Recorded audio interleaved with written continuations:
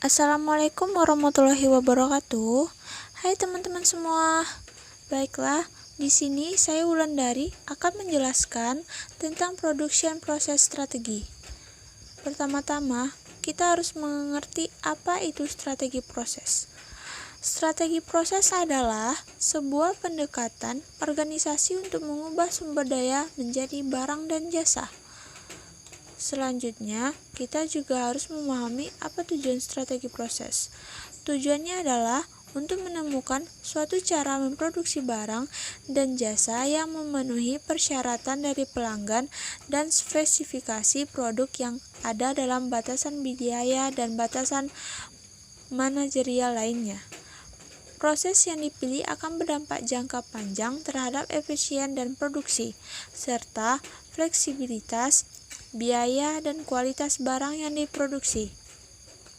Dalam strategi proses ada 4 macam. Yang pertama yaitu fokus pada proses. Fokus pada proses adalah sebuah fasilitas produksi yang diorganisasikan di sekitar proses-proses untuk memfasilitasi produksi bervolume rendah, tetapi keragamannya tinggi pada tempat yang disebut job shop. Dalam sebuah pabrik, proses yang ada mungkin berupa departemen yang menangani pengelasan, penghalusan, dan pengecatan. Dalam sebuah kantor, proses yang ada dapat berupa bagian utang, penjualan, dan pembayaran. Fasilitas yang ada berfokus pada proses dalam hal peralatan, tata letak, dan pengawasannya. Setiap proses dirancang untuk melaksanakan beragam aktivitas dan menghadapi perubahan yang kerap muncul. Oleh karena itu, proses ini juga disebut proses sesaat. Yang kedua adalah fokus berulang. Fokus berulang adalah proses produksi yang menggunakan modal yang berorientasi pada produk. Modal adalah bagian atau komponen yang telah dipersiapkan sebelumnya yang sering berada dalam proses yang kontinu. Lini proses berulang sama dengan lini praktisan klasik. Lini yang digunakan secara luas di hampir seluruh perakitan mobil dan peralatan rumah tangga, lebih terstruktur dan karenanya menjadi lebih tidak fleksibel dibandingkan suatu fasilitas yang berfokus pada proses. Yang ketiga adalah fokus pada produk. Fokus pada produk adalah fasilitas yang diorganisasikan di sekeliling produk. Sebuah proses berorientasi produk bervolume tinggi, tetapi berkeragaman rendah.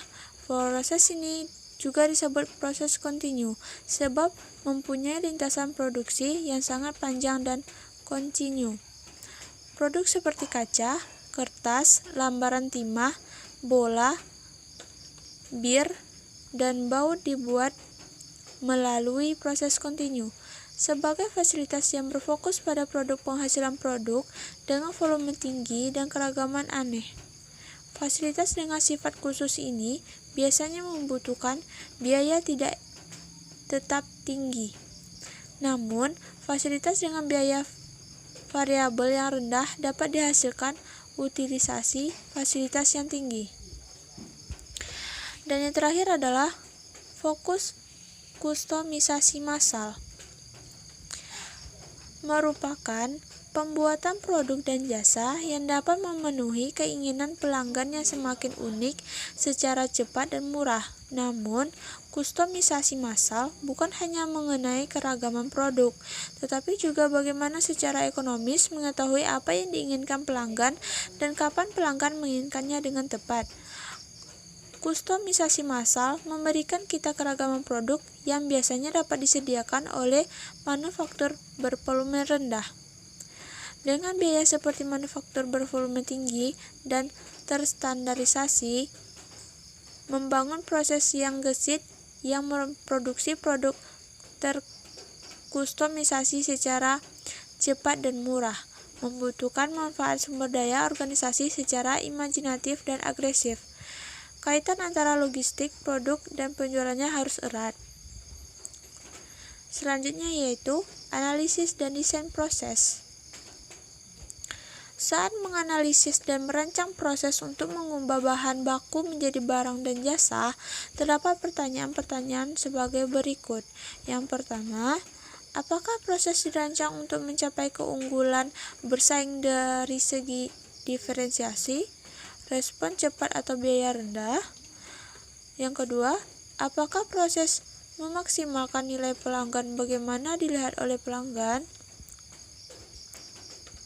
Dan lain sebagainya. Sebelumnya, perangkat dapat membantu memahami kompleksitas dari desain proses dan perancangan ulang proses. Perangkat tersebut merupakan cara sederhana untuk memahami apa yang terjadi atau apa yang harus terjadi dalam proses. Kelima perangkat tersebut ialah yang pertama, diagram alir. Perangkat yang pertama adalah diagram alir atau flow diagram, yang merupakan suatu skema atau gambaran dari perpindahan bahan, produk, atau orang. Yang kedua, pemetaan fungsi waktu. Perangkat yang kedua untuk analisis dan desain proses adalah diagram alir, tetapi dengan ditambahkannya waktu pada sumbu horizontalnya, diagram ini kadang disebut sebagai pemetasan fungsi waktu atau time function mapping atau pemetaan proses mapping. Dengan pemetaan fungsi waktu, titik-titik mengidentifikasi aktivitas dan panah-panah mengidentifikasi arah aliran dengan waktu pada sumbu horizontalnya. Jenis analisis ini memungkinkan pengguna untuk mengidentifikasi dan menghilangkan pemborosan dalam hal langkah tambahan, pengulangan, dan keterlambatan yang tidak berlaku.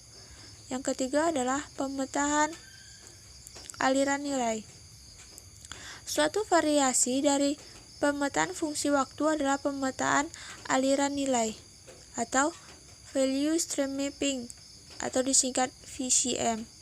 Namun, pemetaan aliran nilai mengambil bentuk yang lebih lebar di mana nilai ditambahkan atau dan tidak ditambahkan pada keseluruh proses produksi, termasuk rantai pasokan.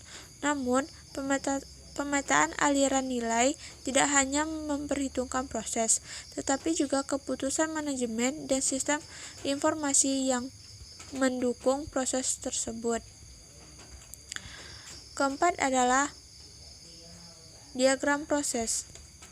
Diagram proses menggunakan simbol waktu dan jarak untuk mendapatkan cara yang objektif dan terstruktur untuk menganalisis dan mencatat sebagai aktivitas yang membentuk sebuah proses. Diagram ini memutuskan perhatian pada aktivitas penambahan nilai. Dan yang terakhir adalah perencanaan pelayanan. Produk dengan tingkat pelayanan tinggi mungkin membutuhkan penggunaan teknik pemrosesan kelima, perencanaan pelayanan atau service blueprinting. Merupakan teknik analisis proses yang memutuskan perhatian kepada pelanggan dan interaksi penyedia layanan dengan pelanggannya. Kelima perangkat analisis proses ini masing-masing memiliki kekuatan dan keragamannya tersendiri. Diagram alir merupakan cara yang tepat untuk menggambarkan keseluruhan proses dan mencoba untuk memahami sistem secara keseluruhan. Pemetaan fungsi waktu menambahkan ketepatan dan faktor waktu untuk analisis secara makro. Pemetaan aliran ini melingkupi di luar organisasi langsung hingga pelanggan dan pemasok. Diagram proses dirancang untuk menyediakan pandangan proses secara lebih terperinci dengan menambahkan beberapa hal seperti waktu untuk penambahan nilai, value add time, penundaan, jarak penyimpanan, dan lainnya. Di lain pihak, perencanaan pelayanan dirancang untuk membantu memutuskan perhatian pada bagian interaksi pelanggan dalam proses, karena interaksi pelanggan sering merupakan variabel penting dalam desain proses. Sekarang kita akan telaah beberapa aspek tambahan dari desain proses. Desain proses pada sektor jasa. Walaupun interaksi dengan konsumen seringkali memberikan pengaruh buruk pada kinerja proses, tetapi sektor jasa menjadikan interaksi menjadi kebutuhan penting. Mengenali keinginan konsumen yang unik menjadikan manajemen operasional mendesain proses untuk memenuhi persyaratan khusus ini agar proses menjadi efektif dan efisien. Peluang untuk meningkatkan proses jasa. Tata letak desain merupakan satu kesatuan dalam banyak proses jasa, terutama pada tok eceran, restoran, dan perbankan. Pada toko retail, tata letak tidak hanya memamerkan produk, tetapi juga mendidik pelanggan dan menginginkan nilai produk. Di restoran, tata letak dapat mengingatkan pelanggan makan malam sekaligus memberikan aliran yang efektif antara area bar, dapur, dan tempat makan. Pada bank, tata letak menyajikan keamanan sekaligus aliran kerja dan kenyamanan pribadi, karena tata letak merupakan satu kesatuan dari banyak jasa. Penyajian tata letak yang baik menghasilkan peluang yang kontinu untuk mendatangkan pesanan. Selanjutnya, pemilihan peralatan dan teknologi. Pada akhirnya, keputusan strategi proses tentu membutuhkan keputusan mengenai peralatan dan teknologi yang akan digunakan. Perlu menggunakan konsep fleksibilitas, yaitu kemampuan untuk merespon dengan sedikit pengorbanan waktu, biaya, nilai konsumen. Hal ini dapat diartikan peralatan yang digunakan bersifat moduler, dapat dipindahkan, dan murah. Teknologi produksi. Perkembangan teknologi diperlukan untuk meningkatkan produktivitas dan dapat diterapkan di semua sektor yang menghasilkan barang maupun jasa. Teknologi di sektor jasa.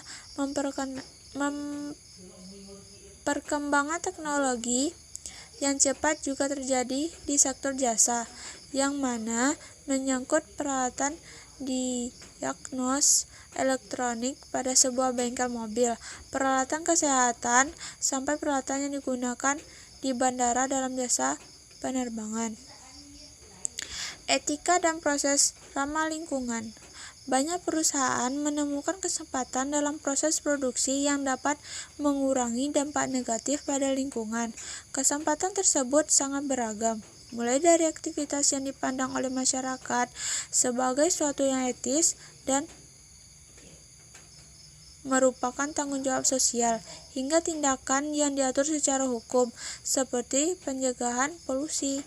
Aktivitas-aktivitas ini meliputi pemusatan perhatian pada permasalahan seperti penggunaan sumber dana yang efisien, pengurangan limbah produksi, pengendalian buangan kendaraan, dan daur ulang. Manajer operasi tetap cukup peka terhadap lingkungan sekaligus mencapai strategi diferensiasi, bahkan strategi berbiaya rendah.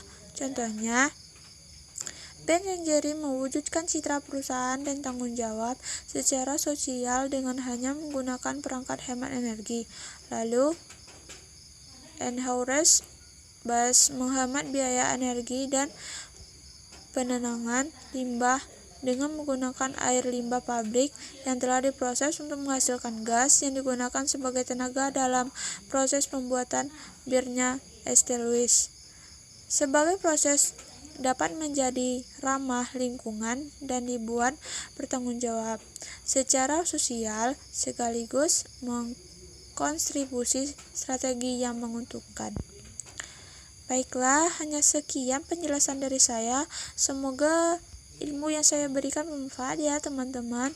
Maaf jika ada kata-kata yang salah, karena manusia tidak bisa lepas dari kesalahan. Terima kasih. Wassalamualaikum warahmatullahi wabarakatuh.